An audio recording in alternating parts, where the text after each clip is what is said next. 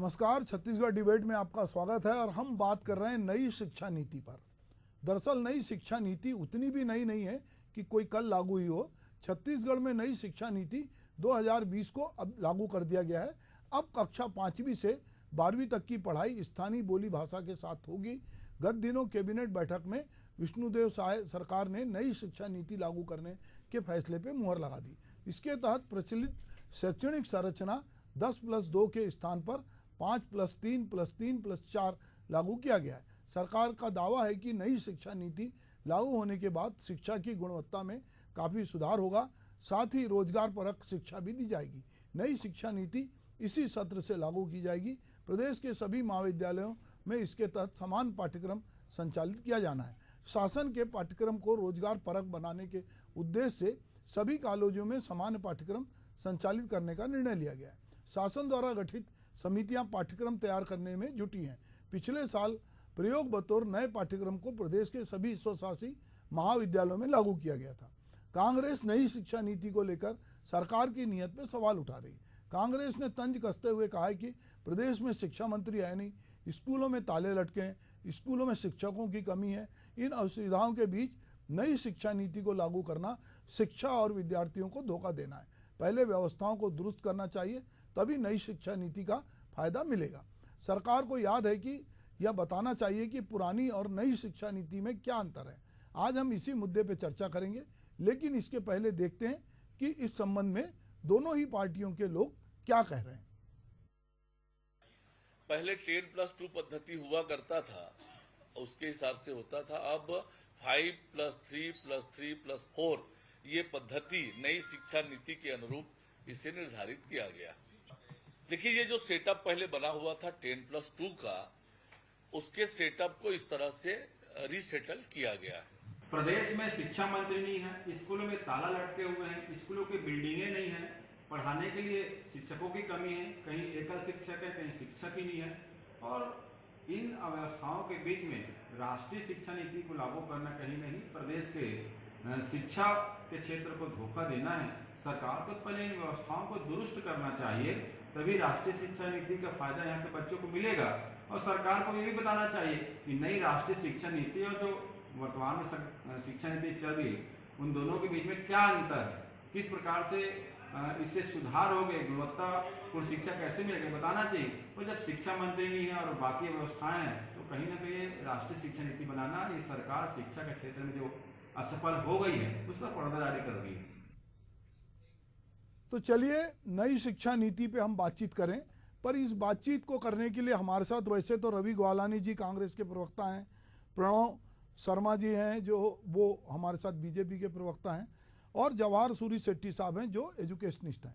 पर हम इस पर बातचीत करें इसके पहले हम जवाहर साहब से चाहेंगे कि ये जो नई शिक्षा नीति 2020 है वो अब जाके यहाँ लागू होने की बात की जा रही है, और उसमें जैसा कि अभी आप उप मुख्यमंत्री को भी सुन रहे थे और सरकार जिस तरह की बातचीत कर रही है और कांग्रेस जो सवाल उठा रही, इन सब के बीच में क्या परिवर्तन आ गया। एक अभिभावक के नाते, एक नागरिक के नाते मैं ये जानना चाहता हूँ या लोग जानना चाहते हैं कि नई शिक्षा नीति लागू होगी तो उससे क्या क्या फ़र्क पड़ेगा शिक्षा की गुणवत्ता पे और बच्चों के मानस पे, किस तरह की चीज़ें बदलेगी।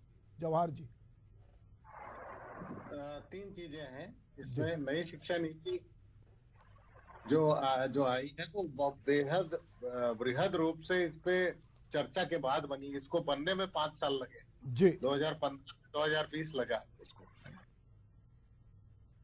इसमें जो अच्छी बात यह है जिससे परिवर्तन आ सकता है वो ये है कि जो ये 5+3+3+4 कह रहे हैं, कम से कम शासकीय शालाओं में हम पहली कक्षा से मानते थे कि वो स्कूल आ रहा है, उसके पहले आंगनबाड़ी होता था। हाँ, लेकिन 5+3+3+4 में प्री स्कूल को भी सम्मिलित किया गया है, क्योंकि ये माना गया है कि 8 साल की उम्र तक 65% शिक्षा ग्रहण कर लेता है बच्चा, इसलिए वो सबसे ज्यादा महत्वपूर्ण है और उसको स्कूल का भाग बनाना चाहिए। ये कह के 5 बना दिया है, पहला 5। दूसरी बात यह है कि वैश्विक रूप से जो शिक्षा नीति थी भारत की वो समकक्ष नहीं थी। हाँ, तो इसमें आगे चर्चा में पता चलेगा कैसे, लेकिन वैश्विक रूप से समकक्ष बनाने के लिए इस शिक्षा नीति में कई ऐसी चीजें हैं जो भारत को अगर बाहर जाने वाले बच्चों के लिए भी कोई तकलीफ ना हो। और तीसरी और सबसे इम्पोर्टेंट बात है कि टेक्नोलॉजी का क्या स्वरूप होगा आने वाली शिक्षा नीति के लिए, और ये शिक्षा नीति अगले 40 साल के लिए बनाई गई है, जो पहले 10 साल के लिए बनते थे उस तरह से नहीं बनाया गया है। जी, तो जवाहर जी, आप जो कह रहे हैं कि 3 बड़े बदलाव की बात आप कर रहे हैं, और ये माना जा रहा है कि बच्चा जो है 8 साल की उम्र तक 65% चीज़ें ग्रहण कर लेता है, और वैश्विक स्तर पर भी इसी तरह का एक प्रावधान है। तो 2005 साल की मशक्क़त के बाद 2020 में ये शिक्षा नीति आती है, और 4 साल बाद छत्तीसगढ़ में इसको लागू करने की बात हो रही है।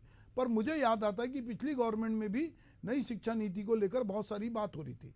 तो और जहाँ तक बोली भाषाओं का, स्थानीय बोली भाषा की बात है, तो पहले भी यहाँ की स्थानीय बोली भाषाओं में किताबें बन रही थी, और किताबें जो है अलग अलग क्षेत्रों में जा रही थी। मुझे याद आता है कि सरायपाली बसना की तरफ उड़िया में किताब जा रही थी, कहीं पर गोंडी में, कहीं हल्बी में। तो पिछली चीज़ों से इसमें और क्या अंतर है? ये बहुत महत्वपूर्ण सवाल है। ये 2 लैंग्वेज थ्योरी है कि बच्चा जब घर से निकल के स्कूल जाता है तो घर की बोली और स्कूल की बोली दोनों अलग अलग होती है जी। हाँ, लेकिन इस शिक्षा नीति में ये कहा गया है कि वो शुरुआत करे लोकल बोली से, और वो धीरे धीरे उसका सफर जो है वो या तो हिंदी या अंग्रेजी की या जो भी भाषा है उसकी तरफ ले जाया जाए। तो ये ग्रेजुअल प्रोसेस बताया गया है इस शिक्षा नीति में। दूसरी बात है, 6वीं से लेके आगे जाने के लिए उसमें 3 लैंग्वेज पॉलिसी बताया है। एक है क्षेत्रीय भाषा, एक है मातृभाषा, और तीसरी है राष्ट्रीय भाषा। तो ये सुंदर समावेश जो है ये पहले की नीतियों में नहीं था। जी जी। अब जैसे मैं जवाहर जी, मान लो आपकी हमारी मातृभाषा हिंदी है, मैं एक उदाहरण के लिए पूछ रहा हूँ, और हमारी राष्ट्रीय भाषा भी हिंदी है, तो विद्यार्थी के पास क्या 3 भाषाओं का ऑप्शन होगा कि वो, चूँकि उसके घर में भी हिंदी बोली जाती है, जिस समाज में रहता है वहाँ भी हिंदी बोली जाती है। तो अब जैसे छत्तीसगढ़ है, छत्तीसगढ़ में सारे लोग छत्तीसगढ़ी नहीं बोलते। अगर हम बस्तर के आगे चले जाते हैं तो दूसरा, बस्तर में भी कई तरह की बोली भाषा है। अगर हम उड़ीसा की तरफ जाते हैं तो सरायपाली बसना की तरफ अलग तरह है। अगर हम अंबिकापुर में जाते हैं तो अलग तरह है। तो किस तरह से चयन होगा ये? इसमें 2 चीजें, अगर मान लीजिए आप छत्तीसगढ़ के संदर्भ में, तो छत्तीसगढ़ में हमारे पास विकल्प है कि राष्ट्रीय को हम अपने रूप में ढाल सकते हैं, क्योंकि ये कॉन्करेंट लिस्ट में है जी। हाँ, और कॉन्करेंट लिस्ट में होने से आप हल्बी, गोंडी ये सब का समावेश आप जरूर कर सकते हैं। अगर आपकी घर की मातृभाषा और राष्ट्रीय भाषा एक ही है तो भी आप तीसरे लैंग्वेज का कर सकते हैं जो आपके पसंद की हो, या कई जगह जैसे उत्तर प्रदेश में उर्दू ले सकते हैं आप। हाँ, इस तरह से। जी जी। तो चलिए हम कांग्रेस के प्रवक्ता के पास चलते हैं। कांग्रेस जो इसको लेकर कुछ सवाल उठा रही है, और कांग्रेस को लग रहा है कि साहब शिक्षा मंत्री नहीं है, तो शिक्षा मंत्री तो पूरे स्कूल में पढ़ाने नहीं जाते, तो शिक्षा मंत्री का जिम्मेदारी कोई ना कोई तो निभा ही रहा है, क्योंकि सर्कुलर तो सब जारी हो रहे हैं, काम तो चल ही रहा है। तो आपका कहना शिक्षा मंत्री नहीं है, स्कूल की व्यवस्था नहीं है, ताले लटके हुए हैं, बहुत सारी चीज़ें नहीं हैं, अभाव के बीच में आप नई शिक्षा नीति ला रहे हैं। जैसा कि अभी जवाहर जी बता रहे थे कि 2015 से 2020 तक तो 5 साल में इसका ड्राफ्ट बना। अब 20 में जब ये ड्राफ्ट आया, और उससे अभी 4 साल बाद ये लागू होने की बात हो रही है, तो रवि जी आप बताएं कि इसमें क्या क्या आपत्ति हैं आपकी? माइक चालू कर लीजिए रवि जी। रवि जी आप माइक आपका ऑन नहीं है। जी, मेरी आवाज आ रही है? जी जी जी। मिश्रा जी, अभी आपने एक अच्छी बात कही कि काम तो चल रहा है, मंत्री जी रहे या ना रहे। अगर इसी पॉलिसी पर अगर आप काम देखेंगे तो किसी का काम रुकता नहीं है, काम चलता रहता है। लेकिन जब कोई मुख्य के लिए एक व्यक्ति होता है, जो से व्यक्ति अगर होते हैं तो चीजें इजी हो जाती है, सहूलियत बनती है। देखिए, नई शिक्षा नीति आई है, शिक्षा नीति से किसी को आपत्ति नहीं है, रिसर्च करके आई है, उसमें कई सारी चीजें अच्छी भी आ रही है, कुछ चीजें बदलाव भी होनी चाहिए, जो इंप्रूवमेंट लगता है कि हाँ ये और हो सकता है। लेकिन बात ये हो रही है कि 5 साल की एक्सटेंसिव रिसर्च हुई है, वो कुछ लोगों ने की है, उसके बाद आज उसको सरकार लागू।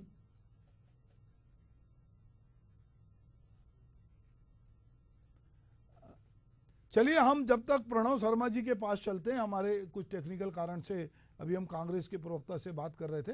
तो प्रणव जी, ये जो कुछ बातचीत हो रही, नई शिक्षा नीति लागू करने मुख्यमंत्री की कैबिनेट ने घोषणा की है और इसको इसी सत्र से लागू कर रहे हैं, इसको आप किस तरह से देखते हैं? मैं सबसे पहले आपके न्यूज चैनल के सभी दर्शकों को नमस्कार करता हूं, आपको भी नमस्कार करता हूं। दूसरा, जवाहर जी और रवि जी की आवाज मेरे तक बिल्कुल नहीं पहुंच पा रही है, थोड़ा इसको ठीक से ध्यान देंगे। आदरणीय, हम वर्षों से बात कर रहे हैं शिक्षा की गुणवत्ता पर जी।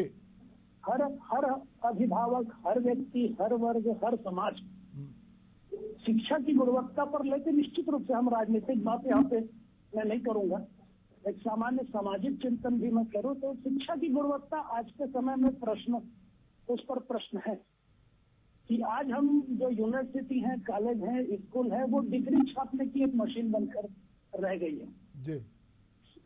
शिक्षा के दो स्वरूप होते हैं, एक साक्षरता और दूसरा अर्थकरी। साक्षरता वह है कि हमको अक्षर ज्ञान हो गया है जी। हम देवनागरी लिपि को हम पहचान लेते हैं, गणित के कुछ अंकों को हम पहचानने हमको आ गया है, अंग्रेजी के वर्णमाला हमको याद है, ये साक्षरता है। और उसके सहारे हम एक तय सिलेबस पे हमने पढ़ाई किया और हमको डिग्री मिल गई।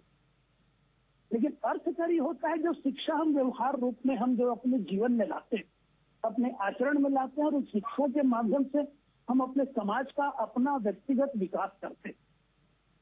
तो ये वर्षों से, ये तो 34 साल से इसमें कोई बदलाव नहीं हुआ था। लेकिन अब जब मैकाले के जमाना में भी हम जाते हैं, लॉर्ड मैकाले 1835 में, तो लगभग जो आज की शिक्षा नीति है जो अब तक लागू थी, वो शिक्षा नीति मैकाले के प्रभाव वाली नीति रही है।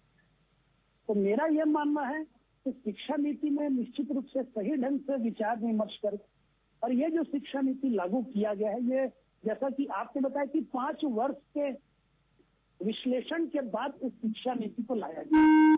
इसमें किसी प्रकार की कोई जल्दबाजी नहीं दिखाई गई है सरकार के द्वारा, क्योंकि शिक्षा का सवाल है, छात्रों के भविष्य का सवाल है। तो इस पर व्यापक विश्लेषण और चर्चा विमर्श के बाद इस शिक्षा नीति को लाया गया। जैसे कि यूनेस्को ने इस बात को कहा है कि भाई सबसे जो सुगम तरीका है शिक्षा ग्रहण करने का बच्चों का, कि जब तक वो अपने मातृभाषा में भी उन्हें शिक्षा दी जाए, ऐसी व्यवस्था दी जाए, तो जो बच्चा है, जो प्राइमरी स्टैंडर्ड का बच्चा है, अपने मदर टंग में उस भाषा को, ज्ञान को जल्दी अब्जॉर्व करता है, न कि अन्य भाषा से। तो बहुत सारे विषय हैं महोदय, और इन चीजों को लेकर लाया गया है। निश्चित रूप से आने वाले समय में इसका प्रभाव देखने को मिलेगा।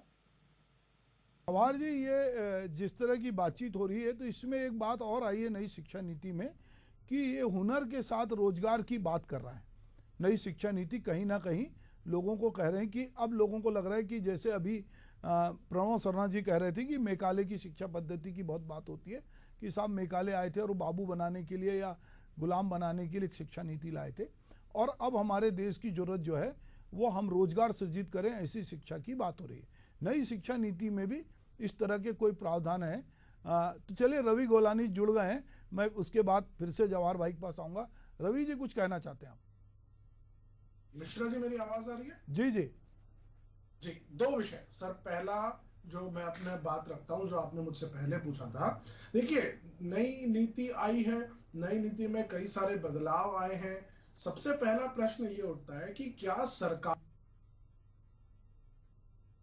है, क्या जितने भी स्कूल्स हैं हमारे प्रदेश में, वो सारे के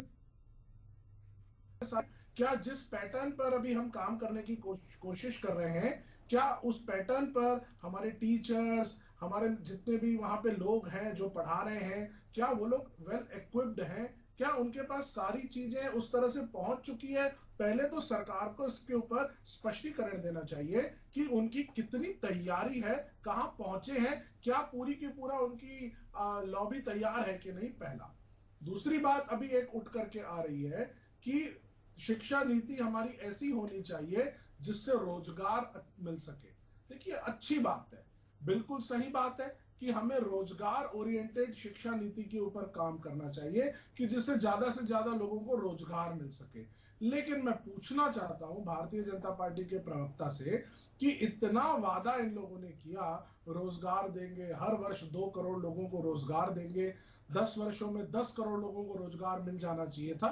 कितने लोगों को रोजगार मिला है? क्या रोजगार आज एक बच्चे को आप पढ़ा करके तैयार कर रहे हो कि उसको रोजगार मिले, और उसके बाद उसको रोजगार नहीं मिलेगा, उसके बाद उस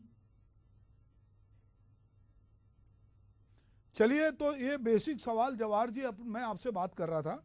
अभी कांग्रेस के प्रवक्ता ये कह रहे थे कि चलिए आपने नई शिक्षा नीति लागू की है तो आपकी तैयारी क्या है, ये जानना चाहते हैं कि सारी तैयारी हो जाए उसके बाद लागू करें। तो 2020 से तो ये ड्राफ्ट आया है और लगातार मेरी जानकारी जहाँ तक है कि इसमें बहुत सारी ट्रेनिंग भी हुई है, बहुत सारी बातचीत भी हुई है, बहुत सारे सेमिनार हुए हैं। तो किस तरह की तैयारी पहले से की जा रही थी और इसको किस तरह से लागू किया जा रहा है? दो चीजें लगातार हो रही है। जी। पहली ये कि टीचरों को अपग्रेड करने के लिए और किस तरह से राष्ट्रीय शिक्षा नीति लागू होगी, उसकी क्या चीजें हैं, जो बारीकियां हैं, वो सब के बारे में लगातार कुछ सालों से चल रहा है। कोविड के बाद से चल रहा है मान लेते हैं जी। लेकिन अभी भी तैयारी पूरी नहीं है। अभी भी मुझे लगता है कि 2 साल और लगेंगे इसको पूरी तरह से लागू करने के लिए। लेकिन ये शुरुआत है और शुरुआत कर दी गई है। इसमें कुछ प्रावधान ये भी किए गए हैं कि एनसीईआरटी के वेबसाइट पे छोटे छोटे वर्कशॉप्स जो राज्य पिछड़े हुए हैं उनके लिए भी तैयार कर दिए गए हैं सब भाषाओं में, ताकि लोग जाके सुन सके उनको निःशुल्क। एक तैयारी तो ये है। दूसरा, जैसे ग्वालानी जी ने कहा कि रोजगार परक रोजगार नहीं है, तो एक अच्छी बात शिक्षा नीति की ये है कि 6वीं से लेके 12वीं तक एक समानांतर शिक्षा व्यवस्था खड़ी कर दी गई है, जिसमें सिर्फ कौशल विकास है। हाँ, और उसकी बागडोर जो है स्कूल पर नहीं है, एक संस्था, शासकीय संस्था होगी जो कि आईटीआई वगैरह चलाती है, उस तरह की संस्थाओं द्वारा उसका सर्टिफिकेशन होगा। यानी स्कूल में आपको 2 सर्टिफिकेट मिलेंगे, एक 6वीं का और एक कौशल का। और ये 12वीं तक व्यवस्था बनाने के बाद अगर आपको कौशल आगे ले जाना है तो कॉलेज में भी ये समानांतर व्यवस्था आगे चलती रहेगी। उससे मुझे लगता है कि अगर सही ढंग से किया जाए तो रोजगार परक शिक्षा उपलब्ध हो सकती है। जी। तो कहीं ना कहीं अब ये समझ रहे हैं हम लोग कि केवल कागजी शिक्षा से काम नहीं चलेगा, उसको रोजगार से जोड़ना होगा। और 6वीं से 12वीं तक स्टूडेंट जो है वो रोजगार परक शिक्षा लेगा, जिसको उसको अलग से सर्टिफिकेट मिलेगा और वो उसको कंटिन्यू कर सकता है। तो उसके पास अवसर है कि अगर वो 12वीं के पास चाहे तो अपना रोजगार करे, या वो और उसमें एक्सपर्ट होना चाहता है तो कॉलेज में भी जाकर वो ये काम करे। तो मैं फिर ये लौटूंगा रवि ग्वालानी जी के पास कि ये जो जवाहर सूर्य सेठी जी जो बात बता रहे हैं, ठीक है, उन्होंने कहा कि तैयारी तो चल रही है, कोविड के बाद से तैयारी चल रही है, पर पूरी नहीं होती, कोई तैयारी मुकम्मल कभी नहीं होती। तो अभी 2 साल और उन चीज़ों में लगेगा, पर उसके लिए बहुत सारे वेबसाइट के जरिए भी प्रयास हो रहे हैं कि लोगों को बताया जाए। तो इसमें रवि भाई ठीक है कि बहुत सारे अभाव हैं। अगर हम ये सोचेंगे कि 100% परफेक्शन होगा तब हम कोई चीज़ लागू करेंगे तो वो तो 4 साल हो ही गया इसको। मिश्रा जी, बहुत बेहतरीन बात आपने कही है कि ऐसे हम कब कर पाएंगे। देखिए, इंसान की एक प्रवृत्ति होती है कि जो उसकी व्यवस्था चली आ रही है, जिस माहौल में वो ढला हुआ है, जो उसके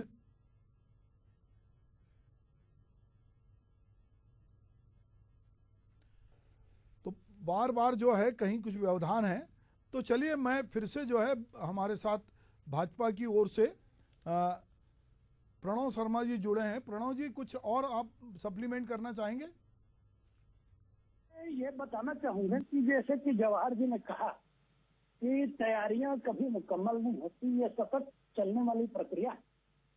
व्यवधान, बाधाएं, अवरोध आते जाते हैं और उसका समाधान भी निकाला जाता है तय समय पे। क्योंकि जब कोविड-19 से हमारा देश गुजर रहा था तो व्यापक स्तर पर इस बात की चर्चा थी कि भैया टीकाकरण अभियान को कैसे सतही जमीन तक उसको कैसे पहुंचाया जाए, लोगों का 100% देशवासियों का टीकाकरण किया जाए जी। लेकिन सरकार ने आपदा के समय भी संसाधनों के जो उपलब्धता के हिसाब से जिस तरह से दृढ़ इच्छा दिखाकर और अच्छी नीयत से काम किया, तो आज विश्व पटल पर भारत पर कोविड-19 के लड़ने वाले जंग को भारत की सराहना होती है। जी शिक्षा नीति जो लाना, देखिए बदलाव एक बहुत बड़ा विषय है मित्रों। जी इसमें राजनीति ना हो, क्योंकि बदलाव करने के लिए साहस की आवश्यकता पड़ती है। सरकार को कुछ नहीं पड़ी थी, पुराने वही 40 साल पुराना शिक्षा व्यवस्था को चलाते रहती, कोई प्रश्न भी नहीं होता, कोई किंतु परंतु भी नहीं होता। लेकिन जो एक जनहितकारी और जो एक गंभीर जो विचारशील जो सरकार होती है, वो निश्चित रूप से बदलाव के लिए सतत प्रयत्न करते रहती है। जी सरकार ने एक बदलाव का बड़ा साहस उठाया है। मुझे पूरा आशा है कि उनकी व्यापक तैयारी होगी और आने वाले समय में, जैसा कि हमने पहले भी कई मिसाल हमारी सरकार ने पेश किया आपातकाल में, तो शिक्षा नीति को सफलतापूर्वक लागू करने में सरकार जो है सफल होगी। कुछ व्यवधान में पहले बोला कि आ सकते हैं, पर इस पर राजनीति नहीं होनी चाहिए, इस पर चिंतन और समीक्षा होनी चाहिए।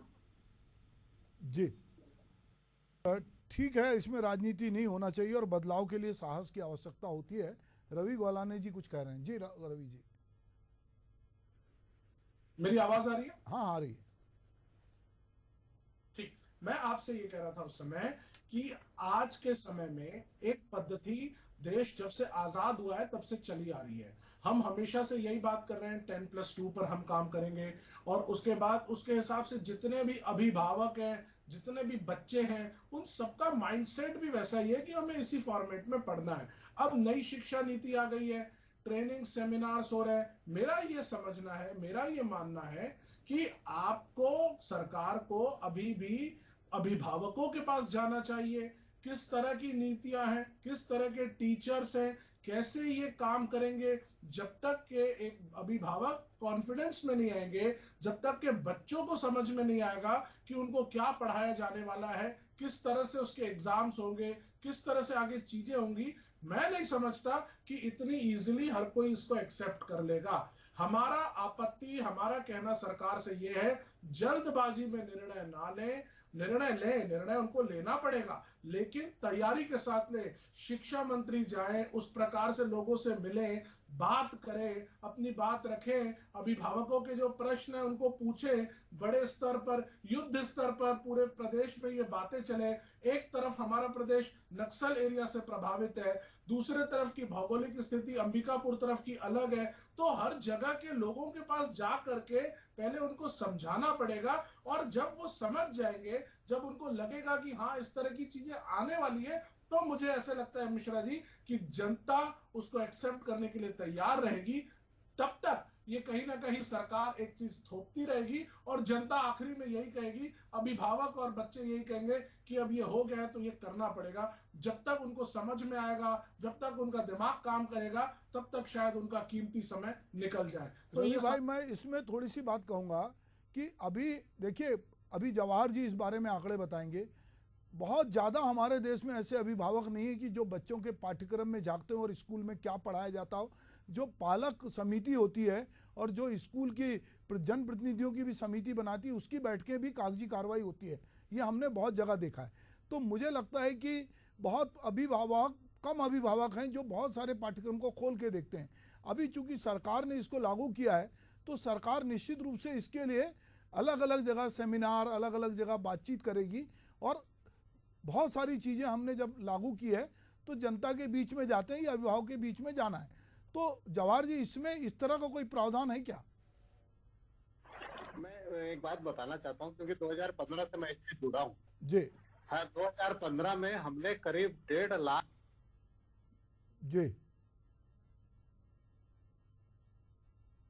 अभिभावक, जिला पंचायत, नीचे सबसे नीचे के स्तर तक हमने इस पे एक सर्वे किया। हाँ, और ये सर्वे सीबीएसई ने किया। ये जरूर है कि राज्य स्तर पे ये नहीं हुआ है। हाँ, राज्य स्तर पे भी हमने जो विश्वविद्यालय है, ग्राम पंचायत है, उसमें किया, लेकिन अभिभावकों के साथ हमने नहीं किया है। हाँ, लेकिन अभिभावक जो राष्ट्रीय स्तर पे है, उसमें एक संपर्क साधा है हमने, और इस शिक्षा नीति के प्रारूप में वो एक भागीदार है।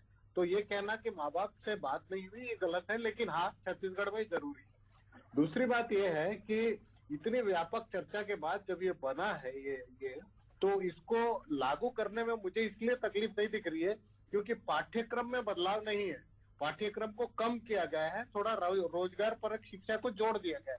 तो 20% कम किया गया पाठ्यक्रम, रोजगार परक शिक्षा को जोड़ा हुआ है। ये परिवर्तन माता पिता को तकलीफ नहीं देगी।